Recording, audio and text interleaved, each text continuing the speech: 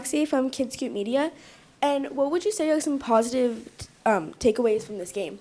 I think the biggest positive for me is we talked a lot this week about our mentality and when things aren't going our way, how we deal with them. And I think we showed a new level of mental strength and toughness tonight, a level that should be there, that we should demand from each other every week. And again, I think the last 9 minutes was a little crazy, and I think you've seen us crumble in past weeks in those 9 minutes. And today I felt like everybody was tuned in, dialed in, we were together. I think clean sheet is a huge positive, something we've been talking about for a long time, and again, disappointed not to score. I think second half we were much, much better. But I think overall a good, can't often say many 0-0 games are good, but I think it was a good game, probably from an outside perspective as well.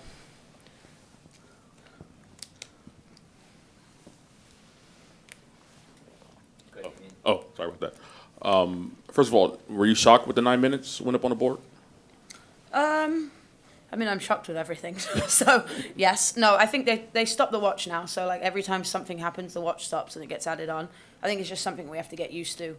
I think it's different. I can't imagine if there was VAR how much time would get added on. Yeah. But it's something that we know. Like, we talk about the modern game, and you probably have to be 120 minutes fit these days just to make sure you can get through. So, it's good. I think at 0-0, you want the time because you want to go and try and score the other end. So, again, you can take it how you want, but we could have kept playing that game, I think. And then you say you're pleased to defend and get the draw, but on the attack, what did you see tonight, and how do you sort of get that group that group sort of moving as you move into next month and everything? Yeah, I think we had spells where you could see what we were trying to do. Probably definitely less chances than last week for sure.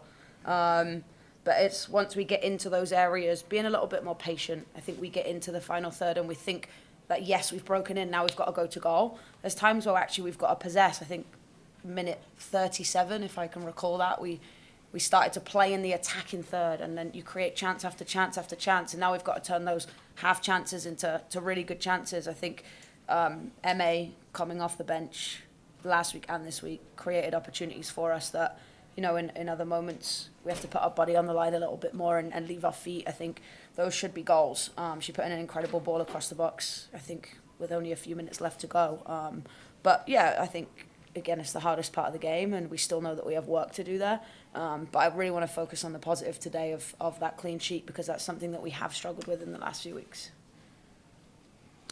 Maddie told us that she hadn't played center back since her club team in high school before last week. She had to get thrown into the deep end because of Sarah's injury. How have you seen her adjust just over the last, 7-8 days since that happened? I don't think there's anything that Maddie Curry can't do.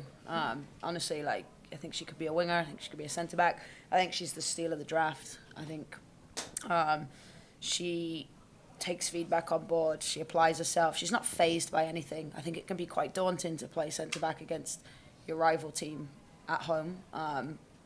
Doesn't look like she didn't play there, I don't think, since her club team. We talked about it in pre-season and having a look at her there as well. And I think she's so versatile. She'll do anything that you ask her to do. I think she has the complete tendencies and instincts of a defender. She's not afraid to leave her feet. She'll tackle. She's good on the ball. I think there's a lot more of Maddie Curry to come. She and Megan both had their hands full tonight. Obviously, Bennett, Shaw, these are well-known attackers for their quality. Mm-hmm. What were you expecting out of how San Diego was going to try and attack the box, and what you were hoping your center backs could be able to handle? Yeah, I think we knew they were going to be direct. We were okay with it. We knew they were going to try and play long. We wanted to win the first and the second balls. I think we talked about at halftime we weren't good enough in the second balls, but I think we limited their chances in behind. The one or two they did have was caused by us, not really anything that caused us problems. So yeah, I think we knew what they were going to do. We knew they were going to go long the minute that we saw Elise Bennett as the 9. We knew they were going to try and press us a little bit higher. And yeah, I think DiDi had an incredible game as well. First 20 minutes were a little bit shaky for us, and she kept us in the game. But yeah, I think defensively a good performance. And again, we have to take the positive of a clean sheet, like not just the defensive work that everybody did, but the mentality piece that we've really challenged them with this week for sure. Yeah, hey Coach. third straight start for Clarice. I know you talked earlier about challenging her to make more of an impact in the training environment. What have you liked from her? And then specifically, I guess, this year in the number 10 role, I know she mixed in a little bit as number 9 last year. What do you like from her as a number 10 specifically? Yeah, I think her quality on the ball. I think she reads the game well. I think she's one of those players that when the game is fast, she slows it down. And you actually need that in this league because it can become really frantic. I think you can see tonight she has a couple of quality touches that just allow us to attack. Really technically gifted. I think, again, my challenge to everybody but her, like, she's an incredible finisher. And we just need to get her in positions to finish. And you see it in training every day, and that's why she played as a 9 a bit last year, is that she's really, really good in front of goal. She has that instinct. So, yeah, I think she's constantly challenging me every day in training, which I love. But just her ability to connect and really start the attack for us is important. Yeah, and obviously she's done that a little bit with creating chances, maybe a little bit more from her and say connecting. But what's kind of your next challenge for her? Is it shoot more, connect with her teammates more? Yeah, I think just get into good positions. I think, again, we challenge our sixes to get a little bit higher today. Like, can we really pin teams in their own defensive third so we can continue to create chances? And everything's connected. I think when you look at our first half, we were too expansive. Passes were too long, so they became predictable. It means you can't defend in transition, and we don't want to play in an expansive shape. It doesn't help us. We're actually better when we're a little bit closer together, and I think that's where Clarice is really good in tight spaces.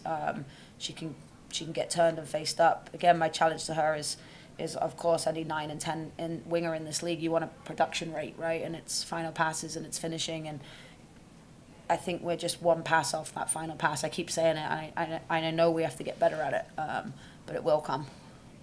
Hi, I'm Roxy from Kids Cute Media, and I was wondering what it's like to play against a former teammate. Yeah, my teammate.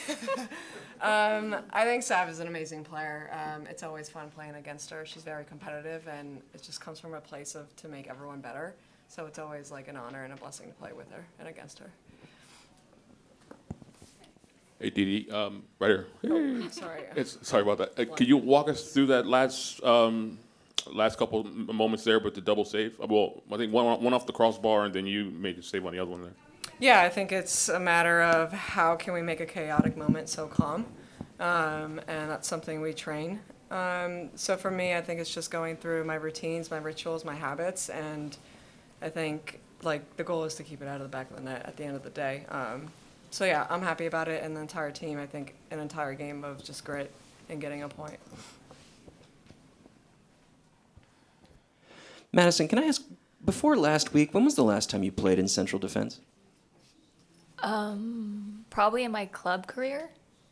So, gosh, I was in college for like 5 years, so like 6 years ago. It's been a minute.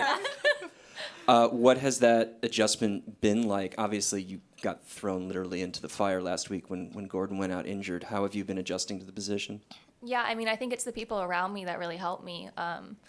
It's sort of believing in the identity we've built as a team, and I think what's gone into that in preseason is knowing roles that are different from your own, because it's a long season with a small roster, so injuries happen, things don't go ideally, so I think it's being ready to be the next man up in whatever capacity that comes in. And I think, mistakes happen. Like, I definitely made a lot of mistakes, but the team is around me supporting me and sort of dragging me along. Your main marking responsibility early was Elise Bennett, and it looked like you were moving over to Jaden Shaw as the game progressed. What kind of spaces did you sense that they were trying to exploit? How were you figuring out how to close them down and make sure that they didn't get good service? Yeah, I mean, I think that they wanted to get in behind us. I think that was their goal of the game with their athletic forwards. So I think for me it was understanding if I can't beat them in a foot race right off the bat, just being smarter and getting to spaces first. And if that means conceding a throw in, while not ideal, just being smart about it.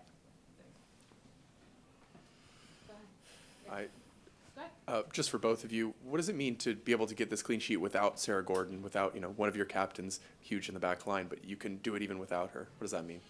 I think it just shows the depth that we have on this squad, that no matter who comes in any day, it's going to be quality players. So I think, yeah, we missed Sarah. She's a big piece of our team, but at the end of the day, I'm confident in whoever steps into any role. Yeah, I mean, I guess I'd add, like, when Sarah goes out, we do it for Sarah the next game.